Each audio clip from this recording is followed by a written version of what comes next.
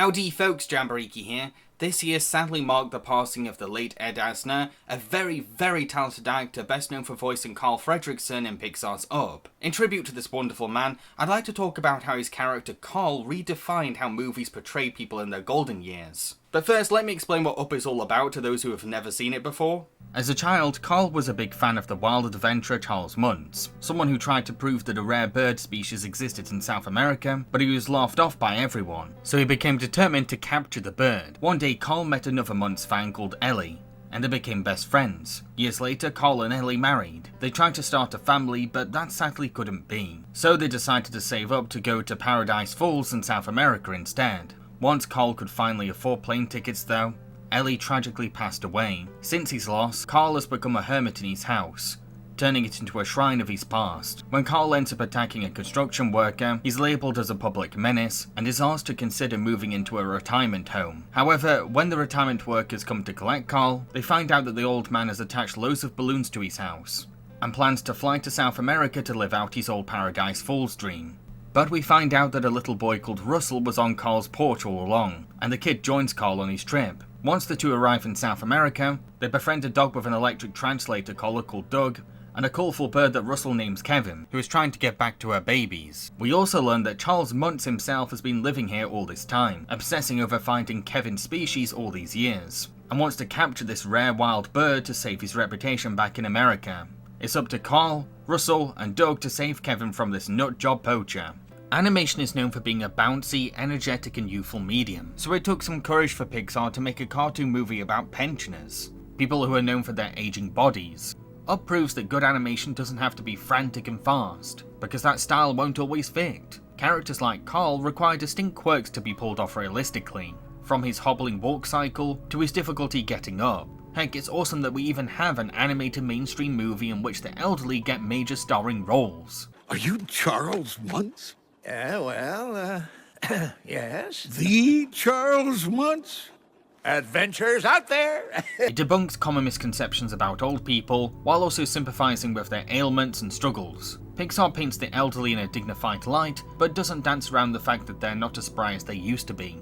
That being said, I love how Carl's adventure pushes him to be the most active he's been in a long time. He's ended up in a very dangerous situation and has to take care of 3 characters, so he has no choice but to be stronger than usual. When we first see Carl as an old man, he's coming down a stair lift with a dejected expression of grumpiness on his face, but his experiences as an adventurer throughout South America make him realise that he's actually one tough cookie who could do more than he thought. He can climb rocks, hike through a jungle, run away from danger fast, and fight like a traditional hero, even using his pensioner accessories as weapons. By the film's end, he actually gives away his cane, because he's found a level of strength in himself that he never knew he had. There are many examples of real-life elderly bodybuilders and fitness experts, so this isn't just Pixar taking artistic liberties. Old people can be strong. Up is also about how age is just a number, and that you can still grow as a person even when you reach your 80s or 90s. Carl has become so lost in his void of grief that he's ended up isolating himself in his house and actively pushes people away. So once he's stuck on a quest with a bunch of chatty, upbeat characters, he's forced to leave his comfort zone, learn that he can be the man that he once was before he lost his wife, and realise that he has so much potential despite his age. Like Russell gets Carl to reconnect with his inner child, something that Carl really needs, because the Carl we see at the start of the film is completely different to the Carl we know now. Which is a shame, because keeping our inner child alive is how we stay true to who we are. One of the tragedies of Carl's life is that he never got to be a father, and that dream of his faded a long time ago, but it doesn't click with him that Russell can give him a chance to at least become a paternal grandfather, something that Russell can appreciate as a kid with a neglectful father. That's one of the charms of Russell and Carl's bond throughout their adventure. Carl gets to raise the kid that he never got to have, and Russell finds a better father model than his biological dad. It takes some time for Carl to realise all this, because he's so settled with the idea that it's too late for him to be a guardian for a child. So it's beautiful that Carl eventually fully embraces his role as Russell's surrogate grandfather, because it's a relationship that they both want deep down. Russell, for assisting the elderly and for performing above and beyond the call of duty, I would like to award you the highest honor I can bestow. the Ellie badge. But Carl's adventure also motivates him to gain a deeper appreciation for animals and even become an environmental hero. Not only does Doug make him realise what wonderful companions dogs can be to humans and how they can help heal grief, but Carl also comes face to face with the cruelty of humans against animals, and he bravely takes on the responsibility of protecting the endangered Kevin. Carl may be getting on in years, but that shouldn't stop him from doing good for the world, especially a cause that Ellie would have eagerly supported. There's something truly inspiring about a pensioner risking his very life to do the right thing, as he puts aside his age to be a force for righteousness.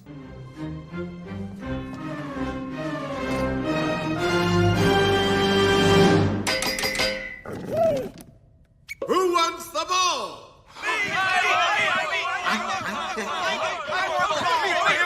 I don't get it! I got it!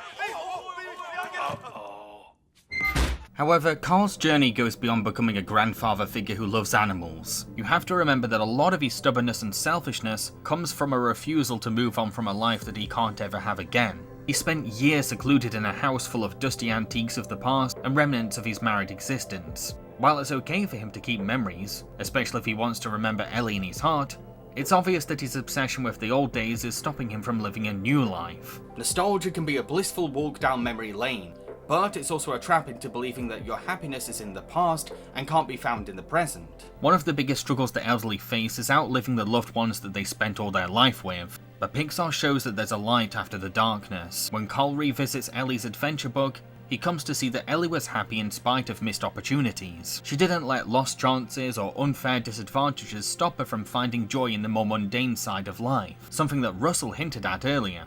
That might sound boring, but I think the boring stuff is the stuff I remember the most. This is what helps Carl realise that life is what you make it, and that the adventure can keep going even after trauma breaks your heart.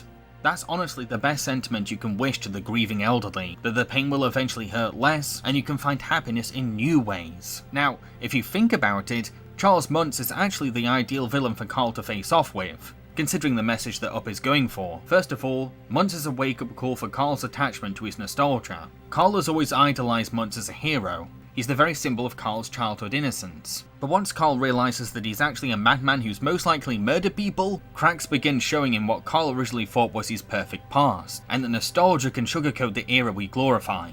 Secondly, Charles is everything that Carl is slowly becoming, and the perfect example of how you shouldn't waste the last years of your life. Like Carl, Charles has become completely obsessed with a project that he sees as the answer for healing the trauma of his past, when in reality, he's ended up disconnecting from all of humanity, turned loving big-hearted dogs into his minions for evil, and abandoned all of his ethics. All the years he spent on hunting Kevin could have been used to go on fun adventures and new expeditions, but no! He ended up dedicating himself to finding a bloody tropical bird that most of his peers most likely forgot about. Oh, I've spent a lifetime tracking it.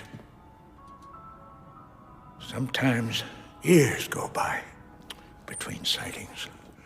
I've tried to smoke it out of that deathly labyrinth where it lives. This is why I love that in the movie's end, Carl ends up inheriting Charles's dirigible and pet dogs, because Carl has found peace with himself, a new desire for adventure, and a deeper affection for animals. It makes complete sense for him to become the Charles Muntz that could have been. Before I wrap things up, I'd just like to say that Ed Asner was incredible in the role of Carl Fredricksen. He read Carl's more cynical, grumpy lines with a dry wit. May I take your bird back to camp as my prisoner? Yes, take it. And on the way, learn how to bark like a real dog. But also gave so much humanity to Carl's more sensitive side. Don't you worry, Ellie. We'll get our house over there. To say that this is one of the greatest voice performances to date is an understatement. Rewatching Up for this essay really made me put things into perspective, and I now look at old age and old people in general completely differently. So what do you think of Carl's arc throughout Up? Let everyone know in the comment section below, and don't forget to click that like button. Cheerio, folks!